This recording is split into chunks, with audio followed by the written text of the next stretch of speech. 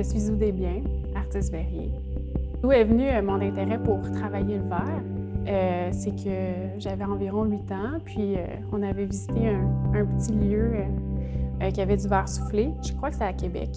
Et j'ai dit à mon papa, Papa, c'est ça que je veux faire plus tard. Puis mon père a dit, oh oui, ma fille, c'est bon. Et bien, à 17 ans, boum, je suis rentrée en verre, à Espace Vert, faire la technique complète, qui est affiliée avec le Cégep du Montréal. Puis j'ai fini la technique en 3 ans, donc en 2013, j'ai terminé. Et depuis ce temps-là, en fait, pendant 6 ans, j'ai travaillé beaucoup pour les autres. Puis ce travail-là, j'ai pas travaillé beaucoup pour moi, mais le fait d'être intensément dans les choses des autres, c'est là que j'ai appris vraiment comment travailler cette matière-là. Puis c'est un bagage hyper important pour comprendre comment la matière peut réagir à nos interventions. Après, je dirais en 2019, c'est vraiment là où j'ai commencé à me mettre à temps plein sur mes objets à moi. Et c'est grâce à justement ce bagage-là, qui est purement technique, qui m'a permis d'avoir la capacité de vraiment réaliser les pièces que je voulais. Puis, à travers ça, j'ai réalisé tout ça. Qu'est-ce qui fait en sorte que je travaille le verre?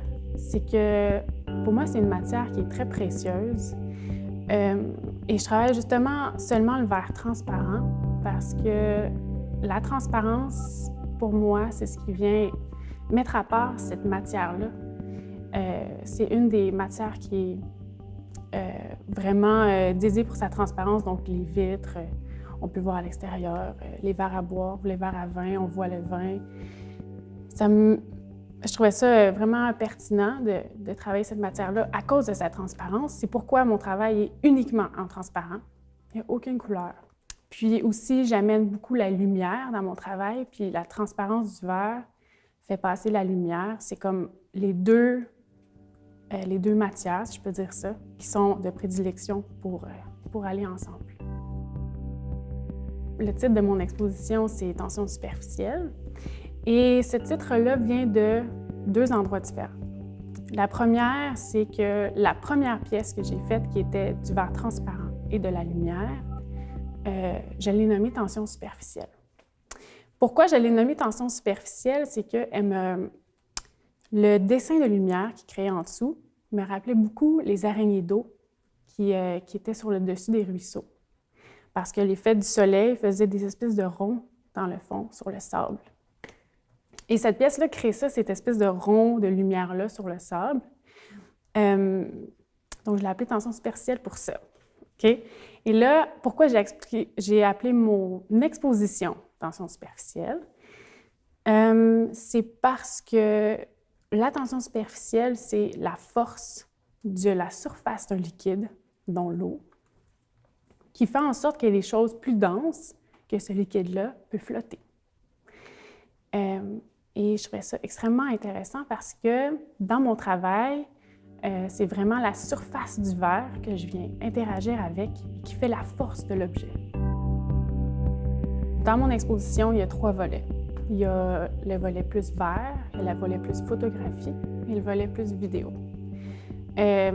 Pourquoi j'ai choisi d'exposer ces 3 volets-là? Je commence par le premier, le verre, of course. C'est vraiment fait de mes mains, avec mon expérience en verre. C'est la beauté de la relation avec la lumière. C'est vraiment, on rentre dans mon imagination, dans mon petit monde. Pour ce qui est de la photographie, je trouvais ça très intéressant parce que la photographie, c'est la lumière. On vient vraiment capter la lumière d'un moment. Le verre là-dedans, c'est plus... donc, j'expose 7 photogrammes qui sont une pièce en verre que je viens mettre sur un papier photosensible.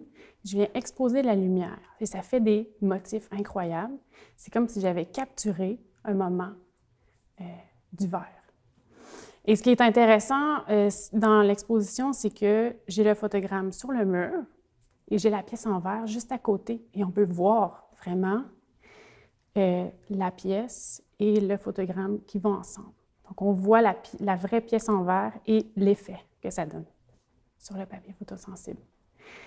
Le troisième volet, donc le troisième volet, la vidéo. Pourquoi j'ai amené la vidéo dans l'expo? En fait, c'est vraiment par un désir personnel qui est de montrer aux gens que la magie du verre et de la lumière était encore plus incroyable en mouvement. Donc, on a filmé mes pièces, je bougeais la lumière pendant que Andréane filmait. C'est un autre monde. On est dans l'espace, on est très, très loin. On ne comprend pas trop ce qui se passe, mais les images sont juste belles. J'ai une autre vidéo qui est une projection au mur. Et celle-là, elle s'appelle Tube Loop. Je tiens un tube plein dans mes mains et je le bouge de droite à gauche. Mais en fait, je le fais tourner à 90 degrés et il y a une image en arrière. Cette image-là, c'est un carré et 3 lignes. Et là, quand je viens faire mon mouvement de 90 degrés, l'image flippe dans le verre. Fait que c'est pour venir montrer un peu mes petites expériences que j'ai faites à la maison pour comprendre comment les images et la lumière passent à travers le verre. Fait que c'est comme un clin d'œil sur mes expérimentations de cette exposition.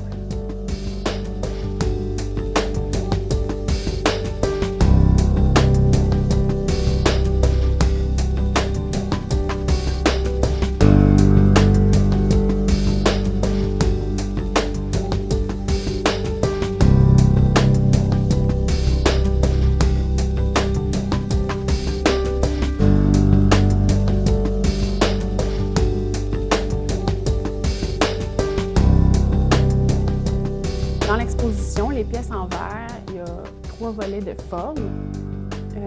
On a des pièces qui sont coulées, qui sont normalement des formes géométriques. En verre soufflé, on a des formes qui sont soufflées et qui imitent aussi des formes géométriques, mais qui sont froissées.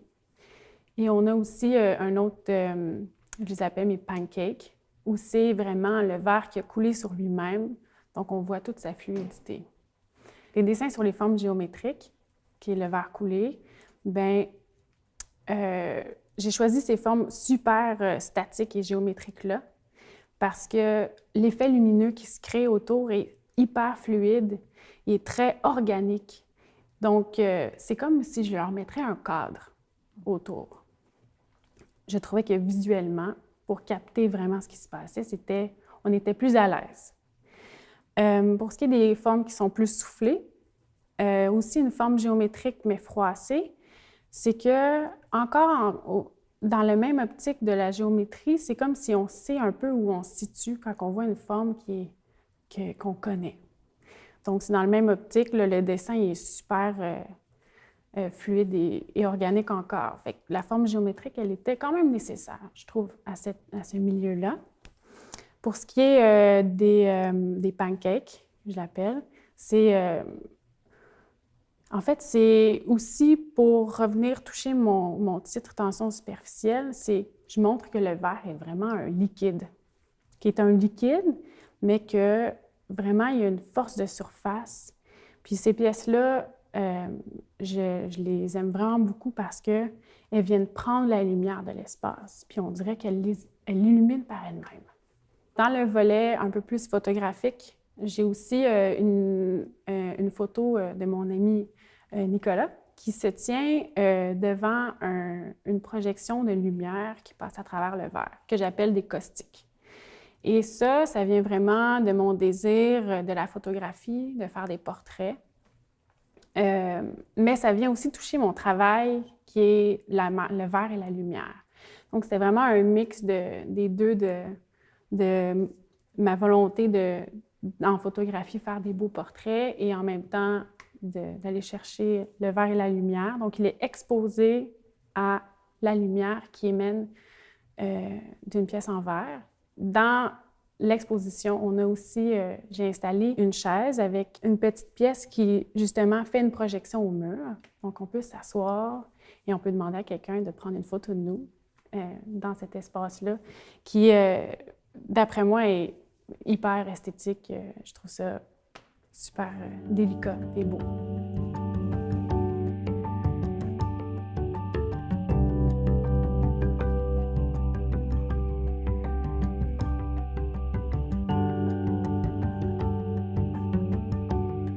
Qu'est-ce que j'espère que les gens vont ramener à la maison après avoir été à l'exposition, c'est que le verre est une matière qui est envoûtante et que c'est très souvent réduit à ses qualités utilitaires, mais que le verre, dans le fond, peut être quelque chose qui est ouvert et extrêmement imaginatif.